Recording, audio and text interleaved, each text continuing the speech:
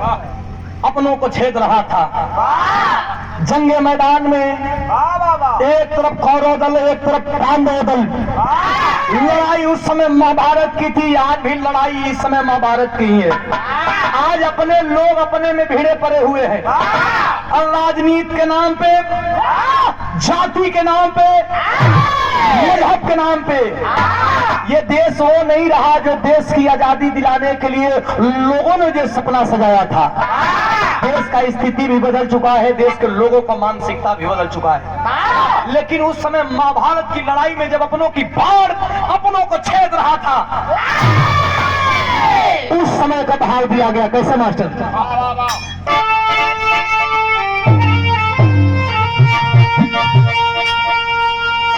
तो सब सज गई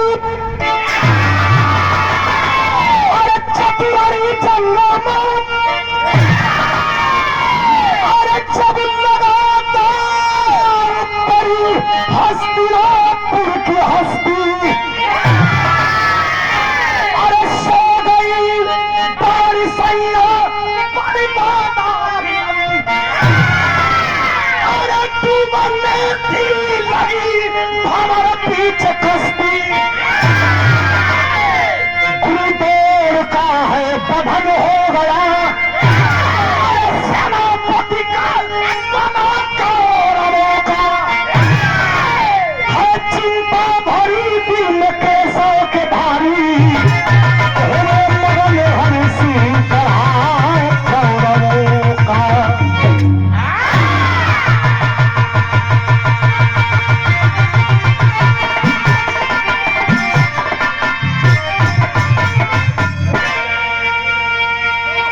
लड़ाई के मैदान में बड़े बड़े वीर मारे गए। ज्यादा लाल लपेट ना बताते हुए बता दें कि गुरु द्रोणाचार्य भी मारे गए, और जिन्हें इच्छा मृत्यु का वरदान था कि चाहूंगा तो जीऊंगा और चाहूंगा तो मरूंगा, किसी के मरने से मैं मरने वाला नहीं। वो दादा भीषण भी पहाड़ के सैया पर लेटे हैं। अब तो लड़ाई यहाँ आ गई, एक तरफ अमोघ शक्ति लेकर के अरे कर्ण फटकार रहा है, और दूसरे तरफ अर्जुन से लड़ाई है। अर्जुन जब सामने आने के लिए तैयार नहीं हुआ, क्योंकि भगवान श्री कृष्ण कहे थे कि कर्ण के सामने जो कोई मारा जाएगा, मामा जी, कर्ण के सामने जो कोई जाएगा उसको मरना तय है। अमोघ शक्ति के आगे अगर भगवान भी, परमपिता परमेश्वर भी खड़ा हो जाएंगे तो जीने वाले। भगवान श्री कृष्ण अर्जुन को एक दिन बचाए, 2 दिन बचाए, तीसरे दिन अमोघ शक्ति लेकर के कर्ण खड़ा हो गया। भगवान की निगाह आ गई हुई सूर्य देवता पर। अभी तो लड़ाई का नियम है कि सूर्य उदय, जब तक सूर्य है तब तक लड़ा जाएगा, और सूर्य अस्त होते ही लड़ाई विराम। भगवान श्री कृष्ण कहते हैं कि हे पार्थ, सामने कर्ण खड़ा है, ऐसा करो कि तुम रथ से नीचे उतर जाओ। ब्रजेश भैया तनी ध्यान दिवा दा। कर्ण सामने है, अर्जुन, भगवान कहते हैं कि अर्जुन तुम रथ से नीचे उतर जाओ, क्योंकि सामने कर्ण खड़ा है। पार्थ अर्जुन कहते हैं कि प्रभु क्या कहते हैं, सामने लड़ने वाला खड़ा है, मैं धनुष बाण लेकर के खड़ा हूं। कहते हैं कि आप नीचे उतर जाओ। क्यों?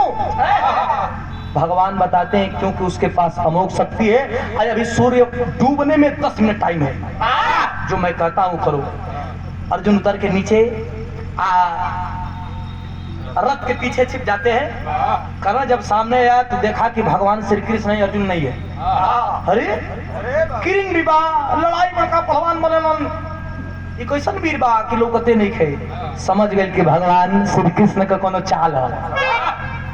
अब तो कहते हैं भगवान श्री कृष्ण कि लड़ो पार्थ, लड़ो कर्ण, किससे लड़ोगे? भगवान को बोल रहा है, बहुत जहर बोललस। का बोललस? भगवान के बोला था, लेकिन सुनावे के अर्जुन के कोनो ऐसा बात होले कि सामने केहू के बोलल जाला, लेकिन सुनावे को दूसरा कोई रहेला। लेकिन अर्जुन कहूंगा नहीं, अर्जुन के सुनावे के, लेकिन भगवान के बोला था। बिरहा में कोवाली के टुकड़ा कैसे मारते?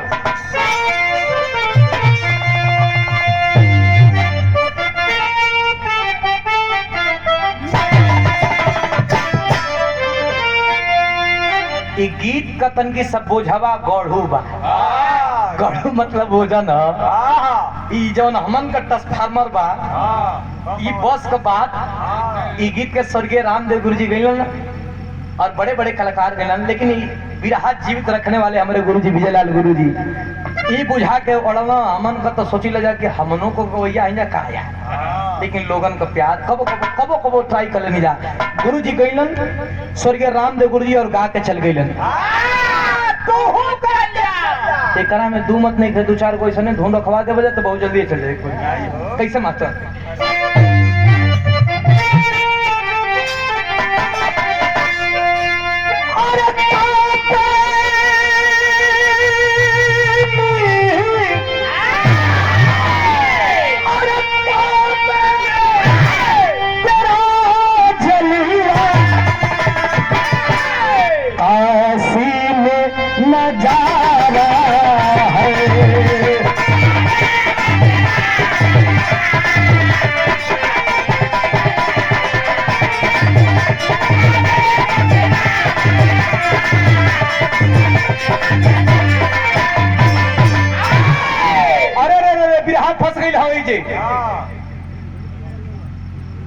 प्रदेश अध्यक्ष खेल प्रकोष्ठ के आदरणीय शिव कुमार यादव मामा जी, पूज्य अभिभावक जी के द्वारा नाम तो मामा है लेकिन विचार बहुत बड़ा हम मिले हैं।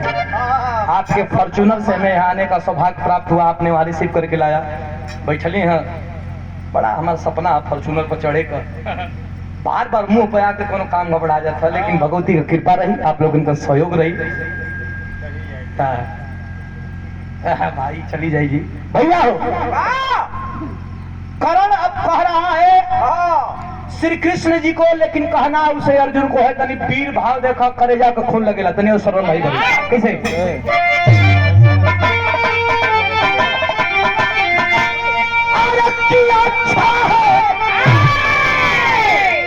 मामा जी बिरस कहो एकदम तनकी सही है और बात कोई गबड़ा जी काम भयने चाहे भाई तुम ढेर मेहनत करिए। कैसे करण कहता है भगवान श्री कृष्ण को, लेकिन सुनाना है अर्जुन को। क्या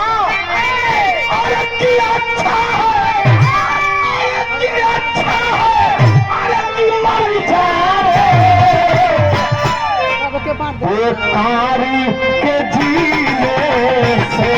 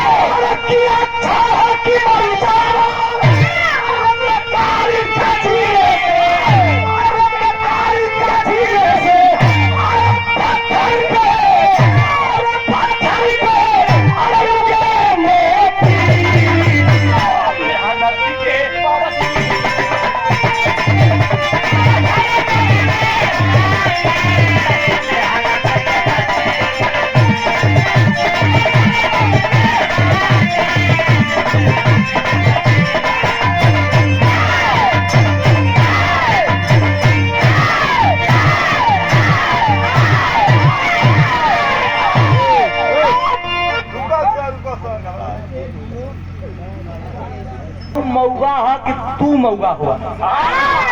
भगवान कहना रे यार नीचे वाले अर्जुन का था कि का प्रभु गरियो सुने को ही का कहना जाएगा, तू अकेले थोड़े सुनत हो, मन मिल बांट के सुन लेते जा। अब मरद वैसने होला कि जब जैसन बड़ी बोललस तिले किरण डूब गई। जब किरण डूबल हो अर्जुन निकलना है तो जैसे सांप गनगना के रह जालन, वही तरह करण मुड़ी पटक के रह गई कि पीछावा लुकाई रहा भड़ुआवा, लेकिन भगवान पहरी ना आवे देला।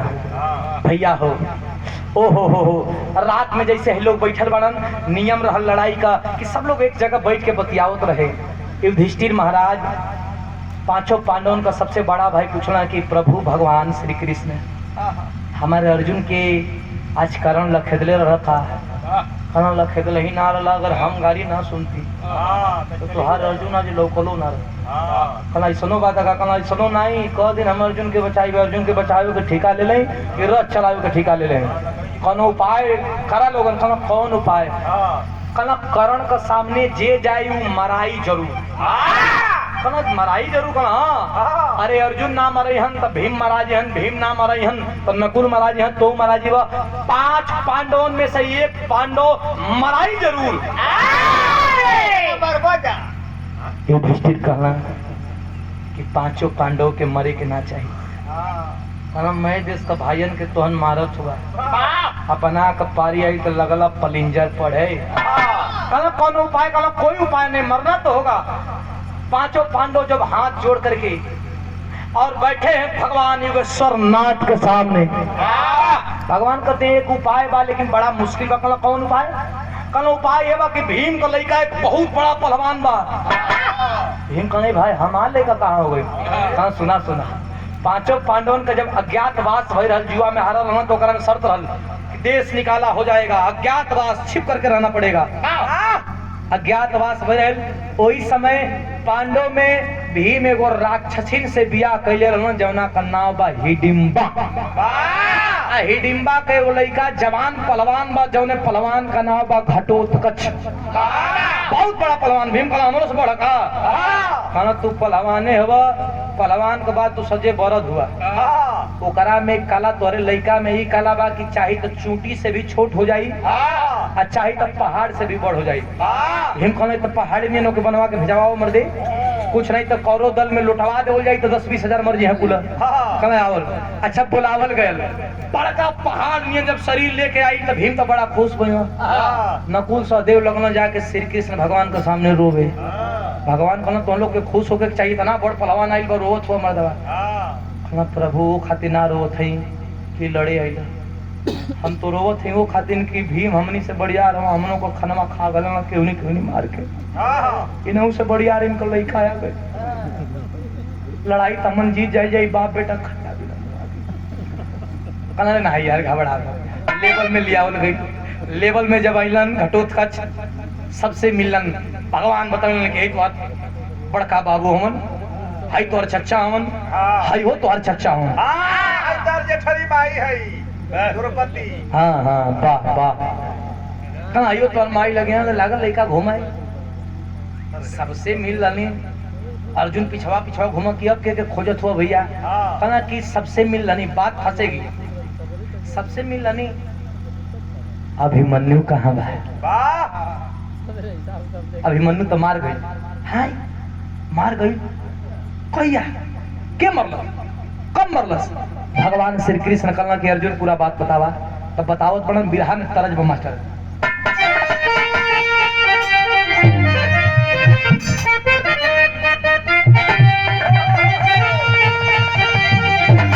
हमारे जन्म का पुराण पहले का तरज कैसे चलल? बुल्लू गुरु जी का वो किस्सा और मोर राम जागा जागा भोले बाबा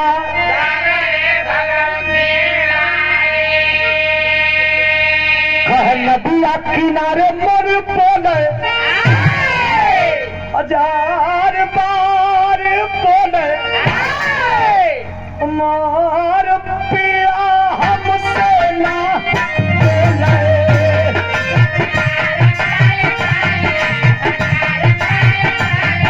हमार पिया हमसे ना बोले।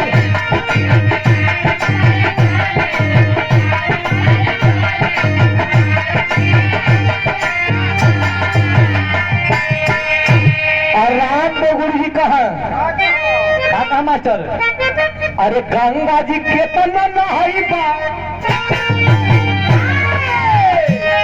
अरे गंगा जी केतना नहाई बा, तरतिया ना पैबा राजा।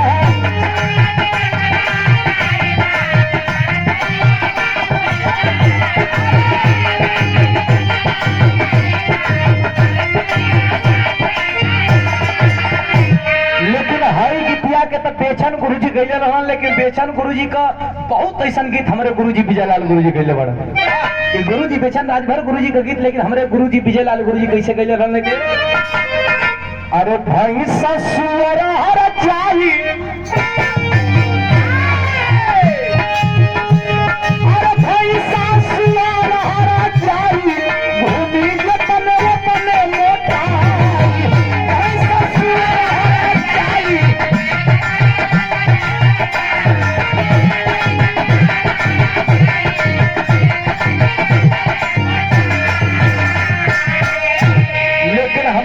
जब पारी आई दे के हम गई, हम अपने कलम से कहा, अरे करी जे जग में कमाई, अरे करी जे जग में कमाई, जीवन भर उहे गवाई।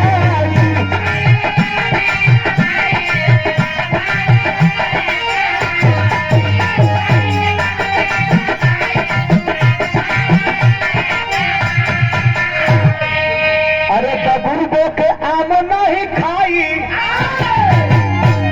अरे बबुर्गों के आम नहीं खाई, जीवन भर उहे गवाई।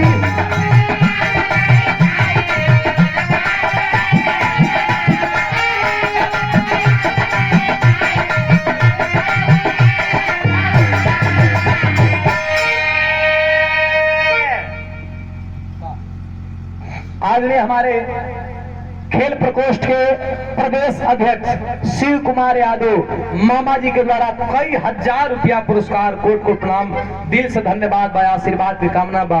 नयका नोट जब सरियाए बैठ के तापे तो मैं लौकी, कोट को प्रणाम, धन्यवाद, आशीर्वाद की कामना बा, बहुत बहुत धन्यवाद बा। लेकिन अर्जुन कहना कि अभिमन्यु कहाँ भाई पूछा तारा, कहाँ बा, बतावत पड़न प्रधान, कैसे बतावत पड़न भैया, कहलो धोखावा से मरली मुदैया, अरे धोखावा से मरली मुदैया,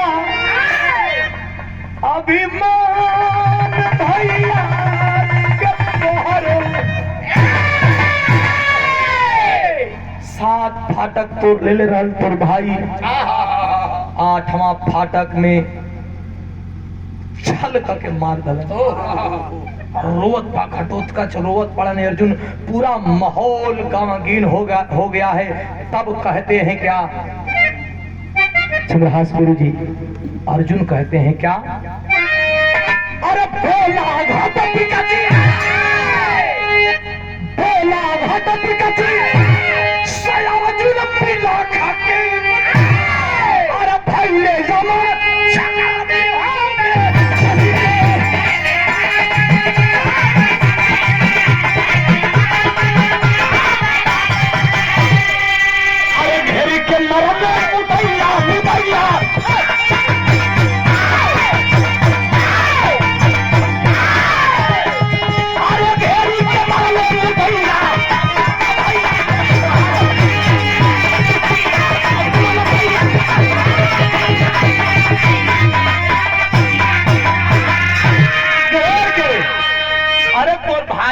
वीर तो पूरे महाभारत में ना दिखल, लेकिन छल अगर भगवान संग भी भयल तो उनके भी गर्दिश में डाल दिया, छल से मारा गया।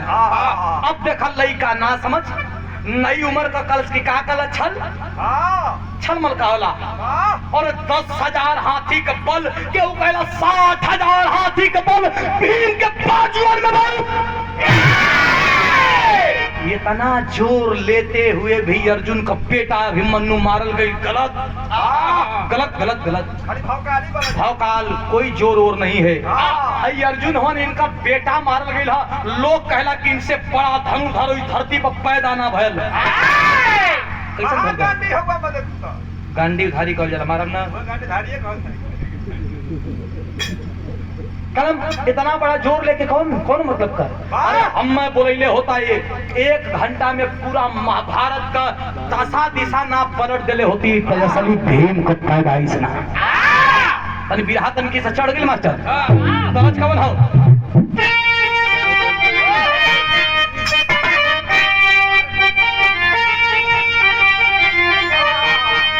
तरज है बाकी तेरे नैना कटा,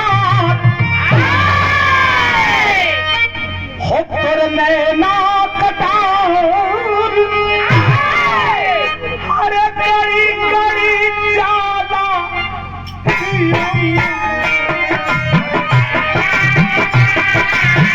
गड़ी गड़ी ज्यादा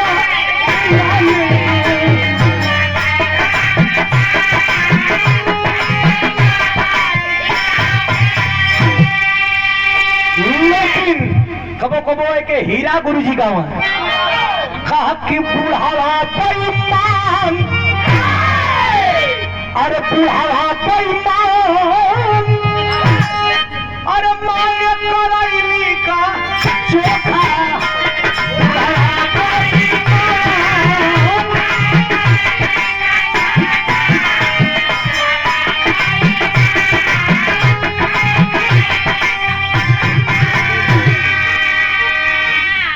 लेकिन बिरहा में भाव कैसे मास्टर?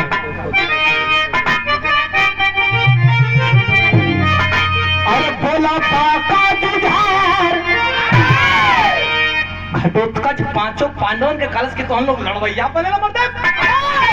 अरे बोला बाका जुझार, बोला बाका जुझार, अरे काहे हमके बनैया।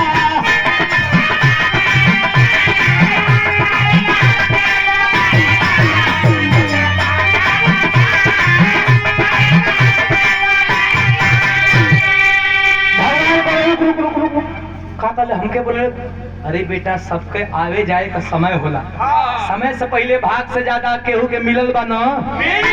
हवाई जहाज लड़ जात बिया, हवाई जहाज पर चढ़े खातिर रुपया चाहिए, पैसा चाहिए, दौलत चाहिए, लेकिन उतरे खातिर किस्मत चाहिए। हवाई जहाज पर पैसा से चढ़ सकेला लेकिन किस्मत से उतरबा। कहा परम भगवान श्री कृष्ण का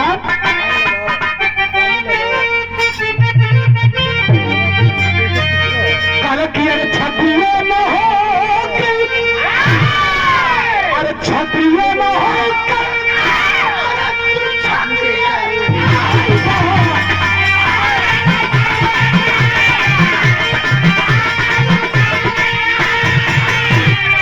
अरे जब तू सामरिया में, जब तू सामरिया में, अरे फिर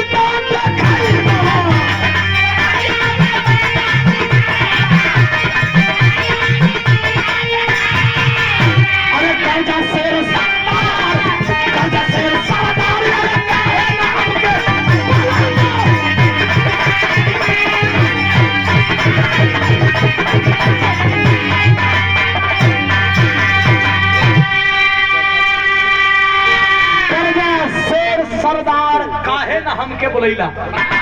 शिव कुमार यादव मामा जी प्रदेश राष्ट्रीय प्रकोष्ठ के प्रदेश अध्यक्ष आप जी के द्वारा सुभाषपा आपके द्वारा पुनः पुरस्कार आया है। चरणों में कोट कोट नाम महफिल को जगा कर रखे हैं और इसके लिए भी बहुत बहुत धन्यवाद आपको साधुवाद देते हैं, बहुत बहुत प्रणाम करते हैं।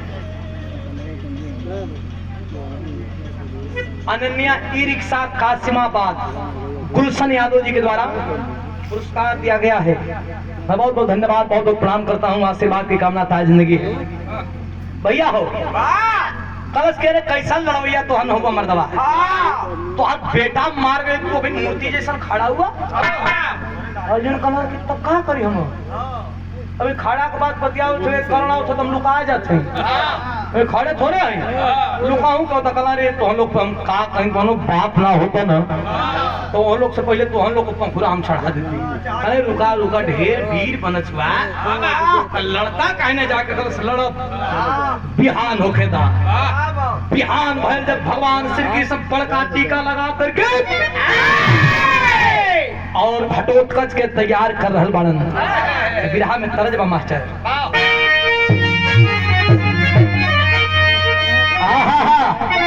तरज है बाकी बोरिया दिन भर कई के कटियो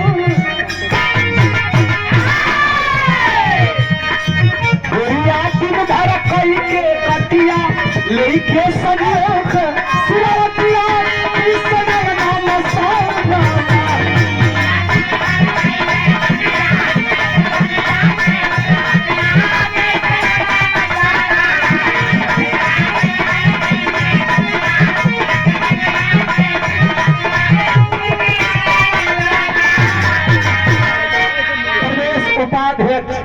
आप युवा मंच के पूर्वांचल के सुभाषपा के आप आदरणीय हमारे सम्मानीय पूजनीय संतोष यादव जी के द्वारा पुरस्कार दिया गया है। इस भाव पे चरणों में कोट कोट प्रणाम तनि भाव देखिए। जब तैयारी बांध के चलल बा घटोत्कच कैसे चलल बा मास्टर, अरे कैसे को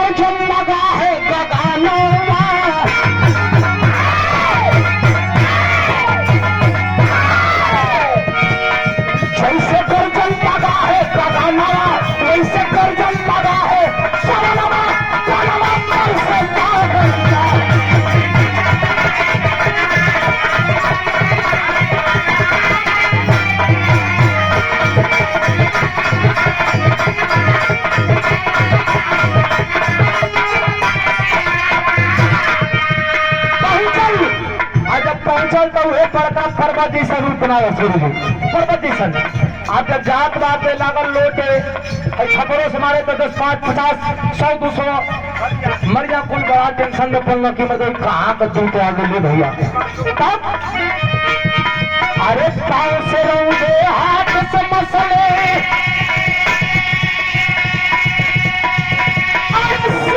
लगल पर आए।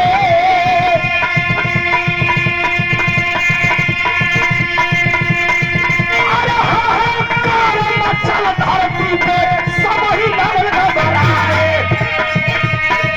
दुर्योधन का सोचे कैसे होई ये कहानी।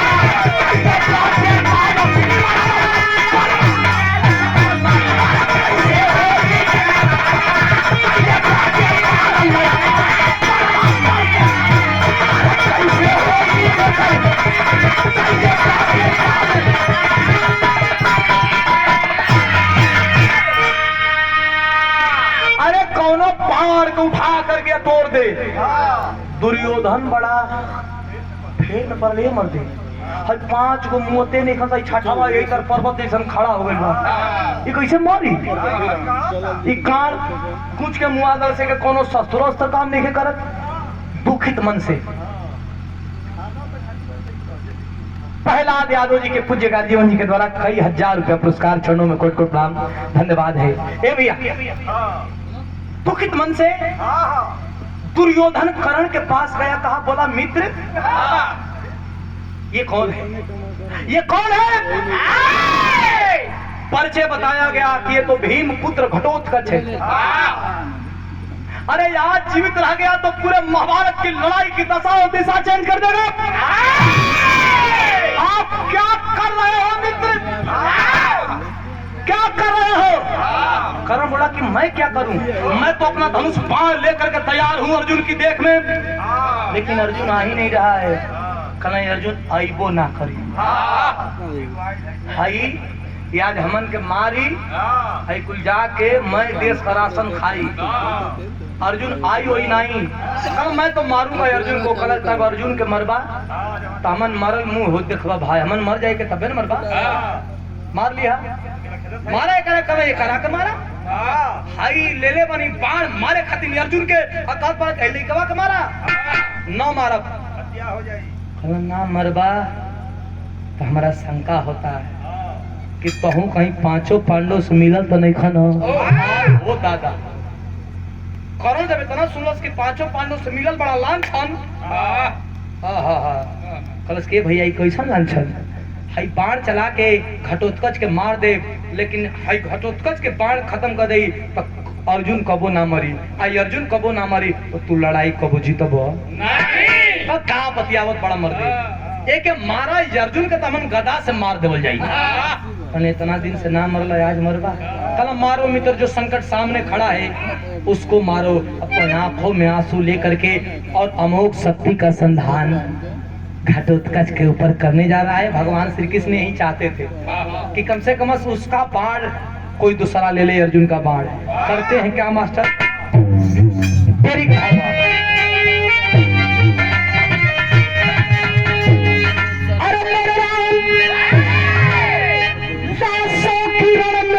मच गई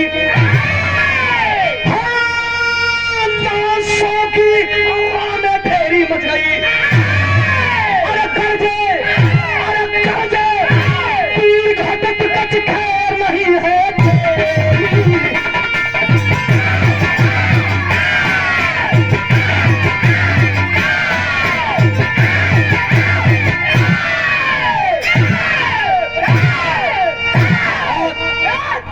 अरे वाह रे चच्चा। और चला आज हम मुंह छिलवा के एकदम लड़का बना देते। तू भड़काओ तो मर दे अगले होता यार। इतना उम्र होते हुए भी अभी इतनी तौदारी मर्दवा समझत हुआ इनकर बार झरल ना करो सनी कम बा खाली क्यों मोछा बढ़ाए हैं? समझ रहे इसका साइड इफेक्ट कितना है? विक्की चाको देखिए भैया इतना भैया लोग जुटल बड़ा अब काला मारे जात बा। वही अर्जुन और भीम नकुल सहदेव का बेटा घटोत्कच के ऐसे मार मास्टर बिहार में पहपत का लाइन बा।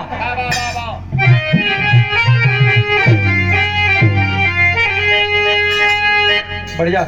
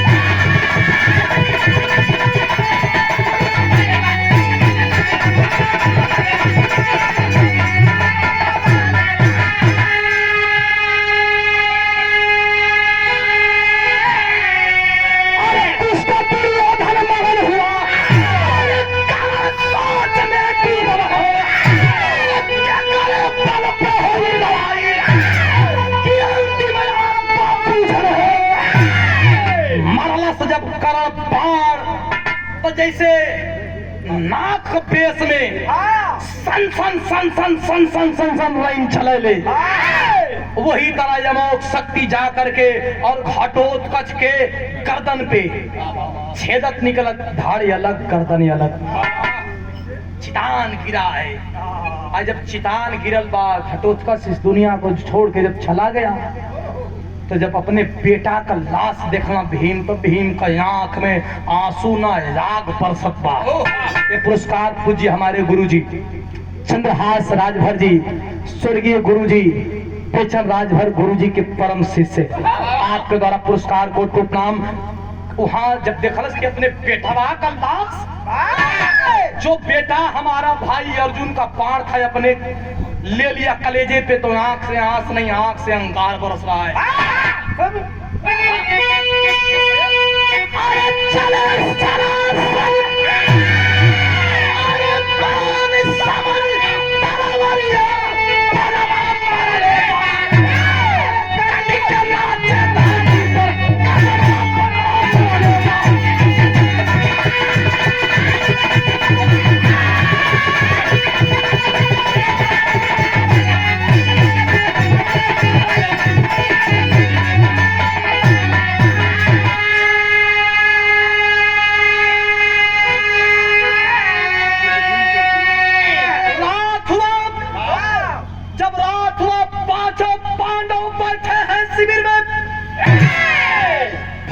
कहते हैं कि क्या रे अर्जुन, लड़ाकू बनते हो, लड़ाकू बनते हो तो सुनो, अरे कैसा लड़ाकू है, तेरा बेटा मारा गया, अरे तेरा भीम का बेटा मारा गया,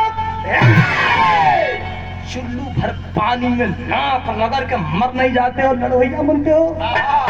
कल की लड़ाई करण की है, अर्जुन की अंतिम लड़ाई देखना चाहता हूं मैं। अरे बाप रे बाप, बड़े बड़े वीरों को कानों में जब आवाज गई कि कल की लड़ाई भगवान श्री कृष्ण का दिए अंतिम लड़ाई, तो सब लोग सुसज्जित होकर के जंगे मैदान का जो दृश्य है देखना बनता है। कैसे मास्टर जहां लाओ ये रिहा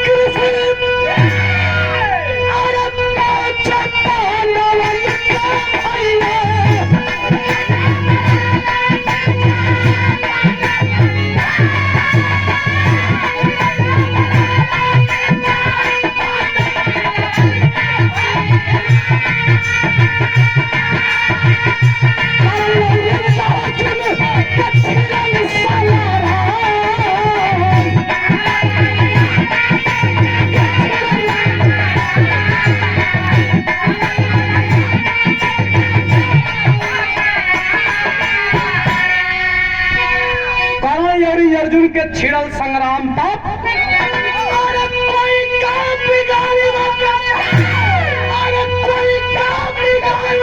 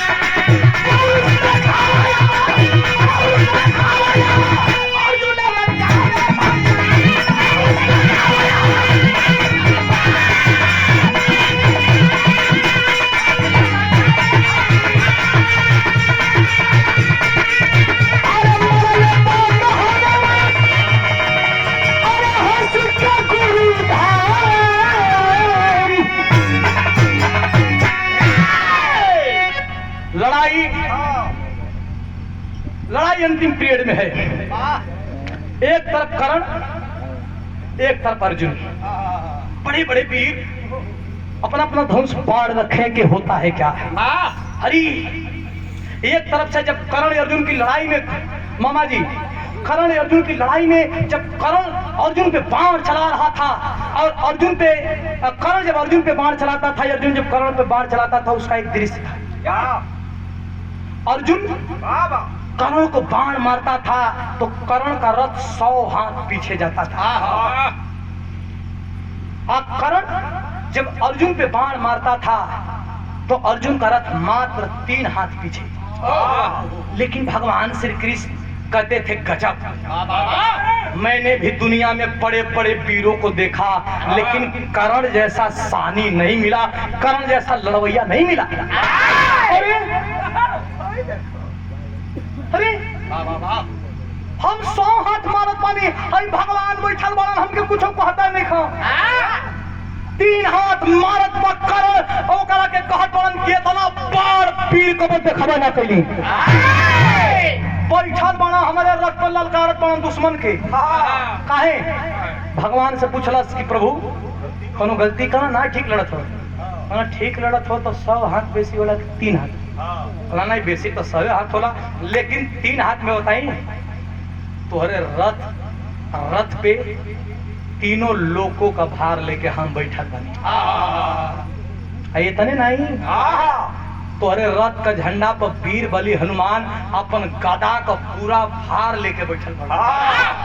ये तना ओजल होते हुए भी तुहार रथ 3 हाथ पीछे कर, मतलब समझत हुआ कि ओकर बाण में इतनी बेग बा कि 3 हाथ का मतलब कि तीनों लोगों के पार कर जात है। और 100 हाथ मार के ओके मार तो वीर बनत हुआ। अगर हम ना रहती ना तो भीतर चल जाता, मतलब पता लोग पे बाण के साथ एकदम पताल लोक में चली था। सुना परशुराम गुरु के ओके श्राप प्राप्त बा। परशुराम गुरु के हाथ क्षत्रिय का रूप धारण करके और क्षत्रिय बनकर गया था शिक्षा लेने के लिए। इसी जान पे सुलाया था परशुराम गुरु को, और एक कीड़ा आकर के काटने लगा, खून का धार बढ़ रहा था। लेकिन ये टस से मस में हुआ। जब परशुराम गुरु जगे तो देखे कि खून का धार। कहते हैं कि बेटा क्या हुआ? कलश कुछ नहीं। जब देखते हैं तो कीड़ा काट रहा था, खून का धार चल रहा था। परशुराम गुरु समझ गए कि इतनी सहन शक्ति ब्राह्मणों में नहीं है तो कौन है? का शिक्षा प्राप्त करने के लिए आया था। श्राप दिए उसी समय कि जाओ, धोखे से मुझे मेरी शिक्षा प्राप्त कर रहे हो, तो जब तुम्हारा असली समय आएगा तो तुम्हारी सारी शिक्षा भूल जाओगे। तुम्हारे सामने खड़ा है अर्जुन, ये शिक्षा भूला है, नहीं तो अभी तक तो काम मरले रही तो भी जनता नहीं खा। तब तक श्राप काम कैसे किया? कैसे? कर्ण का रथ मात्र 1 हाथ नीचे एक गड्ढा में धंस गया, एक लंगा हो गई। कर्ण तिरिया धनुषिया निकाल करके और नीचे उतर के इसी कंधे से उस अपने रथ के पहिए को उठाने लगा जोर करने, हिलाने लगा। कवि लिखते हैं कि जब अपने रथ के पहिए को हिला रहा था तो पूरी धरती हिल रही थी, आकाश हिल रहा था, पूरा ब्रह्मांड हिल रहा था। लेकिन मात्र शराब के चलते इतना वो गड्ढा में धंसा हुआ पहिया हिल, वही शराब था। भगवान कहते हैं अर्जुन देख रहे कर्ण को निहत्था हो गया, यही मौका है। कर्ण कहते हैं, अर्जुन कहता है कि नहीं समझते हैं। कर्ण समझेगा कैसे? यही मौका है, निहत्था कर्ण पे बाण चलाओ। अर्जुन छाती फुला के कहना निहत्था पे हम बाण ना चलाई। कहना निहत्था पे बाण ना चलेगा तो वही वो बड़वा ले ले आता में तो तुझसे माराई हो रही नहीं, जल्दी मारा। और निहत्थे की बात करने वाले अर्जुन, अरे तेरा बेटा को जब मारा गया वो भी तो निहत्था था। चक्रव्यूह में तेरा बेटा अभिमन्यु भी तो निहत्था था। निहत्थे की बात करने वाला अर्जुन सुन, तेरे बेटे को मारने वाला एक दुश्मन एक कर्ण भी था। जब इतनी बात सुनते हैं अर्जुन को करते हैं क्या मास्टर? खड़ी का भाव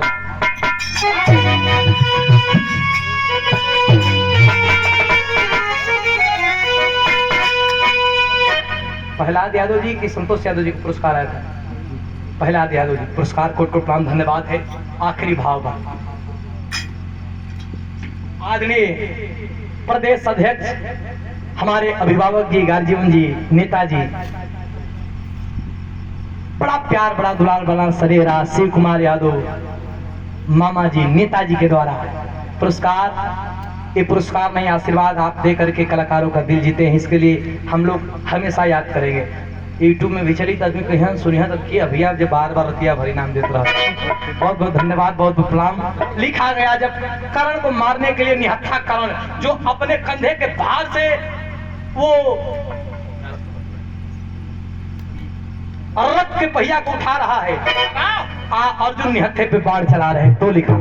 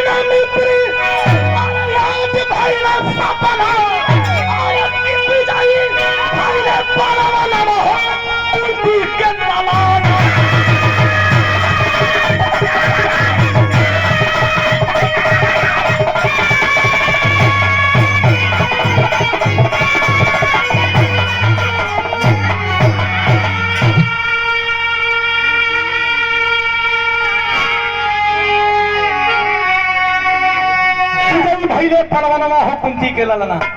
अरे मरलस बाण तो अर्जुन भी लड़ाकू था।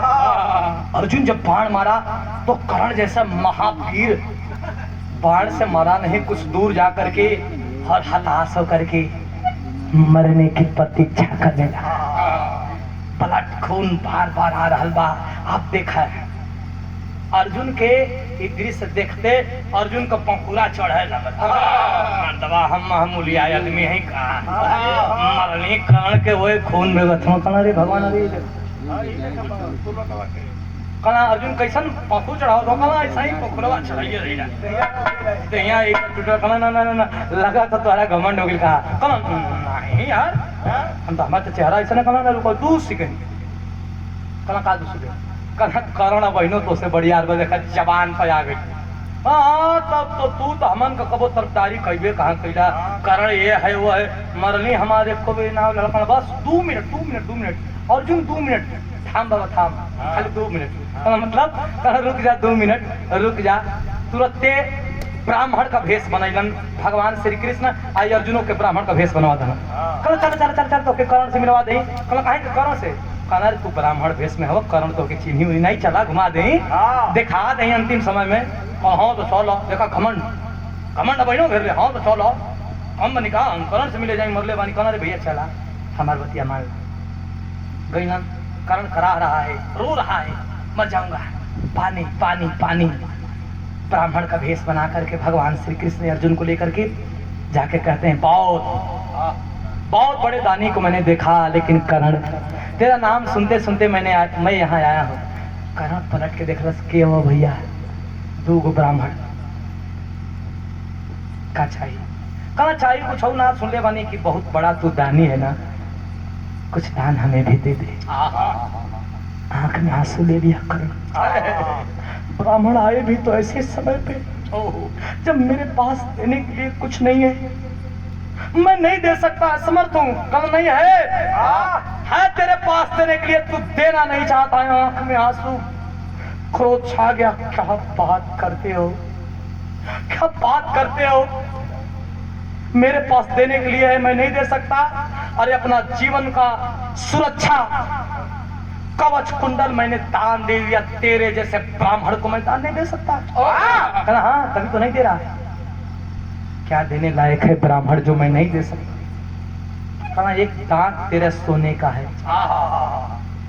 वही दांत मुझे चाहिए। अरे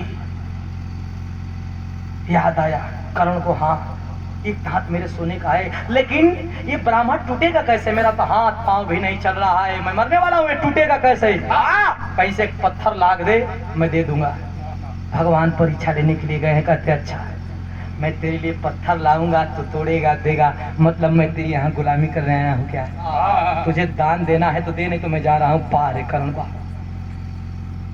केहुनी केवल रेंगते रेंगते जा करके एक पत्थर लाता है, दांत को तोड़ा, खून का धार चल पड़ा। सोने का दांत निकाल करके कहता है ले ले ब्राह्मण, ले ब्राह्मण। भगवान परीक्षा लेने गए, कहते हैं कि अच्छा क्या रे कर्ण, तुझे कोई नहीं बताया कि ब्राह्मण को झूठा दान नहीं दिया जाता? तो आंखों में आंसू हो गया। मैं क्या करूं, मरने वाला हूं। ये ब्राह्मण बार बार हमसे परीक्षा ले रहा है। कहा कि मेरा तीर और धनुष कुछ दूरी पे है। अर्जुन मुझे जब बाण मारा तो उसके बाण में इतना जोर था, उतना वेग था कि मैं दूर आकर के गिरा हूं। क्या मेरे तीर धनुष लाएगा? भगवान कहते हैं नहीं, मैं क्या लाऊंगा? मैं क्यों लाऊंगा? तेरी आया हूं गुलामी करने। पा करण पा, रेंगते रेंगते जा करके पुनः अपना तीर धनुष लेता है। दानी तो राजा हरिश्चंद्र के ऊपर भी लगाया गया, लेकिन दुनिया में मात्र दानी के साथ साथ वीर, एक वीर को कहा गया दान वीर करण, गया करण। और दांतों से प्रतंचा चढ़ा करके धरती में छेद कर दिया, पानी का भपारा निकला। जब उसी पानी से वो दांत को धो करके कहता है लो ब्राह्मण, भगवान को रहा नहीं कर। आते हैं नारायणी अवतार में, कहते हैं मांग ले करण। अरे दुनिया में मैंने बड़ी वीरों को देखा, बड़े बड़े राजाओं को देखा, बड़े बड़े शहंशाहों को देखा, लेकिन करण तू नारायण का दिल जीता है आज। नारायण का दिल, जो चाहिए वो मांग ले, जो चाहिए वो मांग ले। करण की बातों को सुन करके भगवान की बातों को सुन करके करण कहने लगा कि मुझे कुछ नहीं चाहिए। जब हमारा जन्म भई तो हमार माई कुमार रहे, बियाह ना भई, तब भी हमार जन्म हो गई। जीवन भर लोग हमके दुष्कर्मन, तानाशानी, जीते जी तो सम्मान हम नहीं पाए।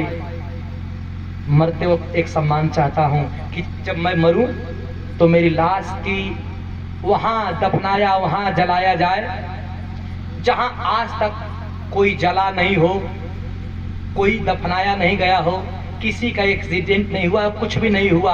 वहां की धरती, वहां की मिट्टी पवित्र होनी चाहिए। भगवान तथास्तु करके चल दिए। लेकिन जब करण मरा तो पूरे धरती पे भगवान लाश लेकर के खोजने लगे। दुनिया में कहीं कुंवार जगह ये नहीं कि हर जगह केहू जलावल गइल बा, कोई मरल बा, कोई दफनावल बा, केहू न कुछ भइल बा। अब तो भगवान बड़ी चिंतित हुए, क्या होगा, होगा क्या? आते हैं गुजरात के ताप्ती नदी के किनारे। गुजरात में एक नदी बहती है ताप्ती, उसी के किनारे आते हैं। वहां जमीन मिल गया, लेकिन कितनी? सुई के नोक भर, सुई के नोक भर जमीन। भगवान कहते इतना बड़ा करण, उसे वरदान दिया हूं कि पवित्र धरती पे जलाऊंगा, और सुई के नोक भर जमीन में कैसे इसे जलाऊंगा?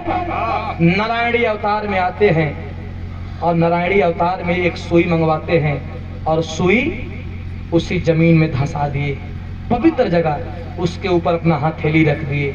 हथेली के ऊपर चंदन का चिता सजवाया गया और चिता के ऊपर कर्ण की लाश रखवाया गया और लाश को जलवा करके दिया हुआ वरदान पूरा करते हैं। बोलिए वृंदावन बिहारी लाल की। दिया हुआ वरदान पूरा किए भगवान श्री कृष्ण। कर्ण का वरदान भी पूरा हो गया, कर्ण का लाश भी पवित्र जगह पे हो गया। अब मेरा निर्गुण भी हो गया, जो मरने के उपलक्ष्य में गाया जाता है। तो कहना है बिहारी